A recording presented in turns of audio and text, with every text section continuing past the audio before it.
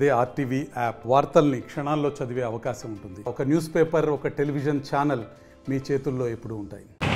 కేంద్ర ప్రభుత్వం 250 కోట్ల రూపాయలతోటి కడప కొప్పర్తి పారిశ్రామిక వేడలో ఎంఎస్ఈ ఒక ఫెసిలిటీ సెంటర్ని ఏర్పాటు చేయడం జరిగింది. అన్ని రకాల పరిశ్రమలకు సంబంధించి దానికి డబ్బులు ఇచ్చేది కేంద్ర ప్రభుత్వం, భూమి ఇచ్చేది రాష్ట్ర ప్రభుత్వం. ఆ రకంగా 2004లో కేంద్ర ప్రభుత్వం కొప్పర్తి పారిశ్రామిక వాడలో పెట్టడానికి అంగీకారం తెలిపింది. దానికి రాష్ట్ర ప్రభుత్వం 20 ఎకరాల భూమి కేటాయించింది.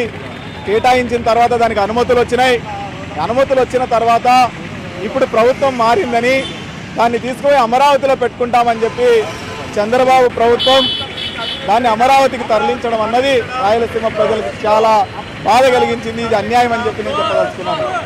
జగన్మోహన్ రెడ్డి 5 సంవత్సరాల పాలన రాయలసీమకు అన్యాయం చేసిందని, సరైన నిర్ణయాలు తీసుకోలేదని, రాయలసీమ ప్రయోజనాలని కాపాడలేదని రాయలసీమ ప్రజల ఆగ్రహంతో తెలుగుదేశం పార్టీకి మద్దతు ఇచ్చినారు.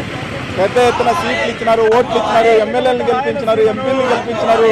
చరిత్రలో ఎప్పుడూ లేని పెద్ద ఎప్పుడూ గెలవని సీట్లను కూడా గెలిపించినటువంటి చరిత్ర ఉంది. అట్లాంటప్పుడు ఇంకా ఎక్కువ చంద్రబాబు ప్రభుత్వం రాయలసీమ కోసం, రాయలసీమ పారిశ్రామికీకరణ కోసం, రాయలసీమ నీళ్ల కోసం, ప్రయోజనాల కోసం పనిచేస్తుందని నమ్ముకొని మీ వైపు ఎదురు చూస్తూ ఉంటే మీరు ఈ రకంగా అన్యాయం చేయడం న్యాయం కాదు అని చెప్పి నేను చెప్పదలుచుకున్నాను. రెండో వైపున శ్రీశైలంలో విద్యుత్ ఉత్పత్తి పేరుతోటి తెలంగాణ, ఆంధ్రప్రదేశ్ ఇద్దరు పోటీపడి నీళ్లన్నింటినీ సముద్ర పాలు చేస్తూ ఉన్నారు. ఈ 3 వారాల్లో నిన్న మంగళవారం నాటికి 60 టీఎంసీల పైగా నీళ్లని విద్యుత్ ఉత్పత్తి పేరుతోటి కిందికి తరలించడం జరిగింది. ఇంకొక 3 వారాలు ఆడితే కనీసం ఇంకొక 50 టీఎంసీల పైన పోతాయి. 215 టీఎంసీల నిల్వ సామర్థ్యం ఉన్న శ్రీశైలంలో మీరు 115 టీఎంసీలు నీళ్ళని విద్యుత్ ఉత్పత్తి పేరుతోటి సముద్రంలోకి వదిలేస్తే వచ్చే జనవరి నుంచి రాయలసీమకు నీళ్ళు ఎట్లా, తాగేది ఎట్లా, బతికేది ఎట్లా, ఈ ప్రజలు నివసించేది ఎట్లా చెప్పమని చెప్పి అడుగుతా ఉన్నాం. మినిమం లెవెల్ కూడా లేకుండా ఈరోజు కిందికి వదులుతున్నటువంటి పరిస్థితి ఉంది. ఈరోజు నీళ్లు కనుక మీరు అట్లా వదిలేస్తే రానున్న కాలంలో తీవ్రమైన నీటి ఎద్దడితోటి రాయలసీమ ప్రాంతం అన్యాయానికి గురవుతుంది. తక్షణమే శ్రీశైలంలో విద్యుత్ ఉత్పత్తి పేరుతోటి చేస్తున్నటువంటి నీటి అన్యాయాన్ని ఆపాలని చెప్పి మేము డిమాండ్ చేస్తున్నాం. విద్యుత్ ఉత్పత్తి నిలిపివేయాలి, రాయలసీమ ప్రయోజనాలని కాపాడాలి. లేకపోతే రాయలసీమ ప్రజానికం తీవ్రమైన ఆగ్రహం వ్యక్తం చేస్తారని చెప్పి చెప్పదలుచుకున్నాను.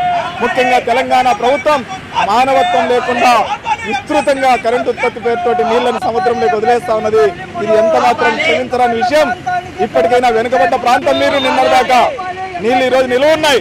ఒక వెనుకబడ్డ ప్రాంతం యొక్క అవసరాలను దృష్టిలో పెట్టుకుని తక్షణమే కరెంటు ఉత్పత్తి ఆపేయాలని చెప్పి రాయలసీమ కమ్యూనిస్ట్ పార్టీ డిమాండ్ చేస్తా ఉన్నారు. వెనుకబడ్డ ప్రాంతం మీరు నిన్నటిదాకా నీళ్లు ఈరోజు నిలువ ఉన్నాయి.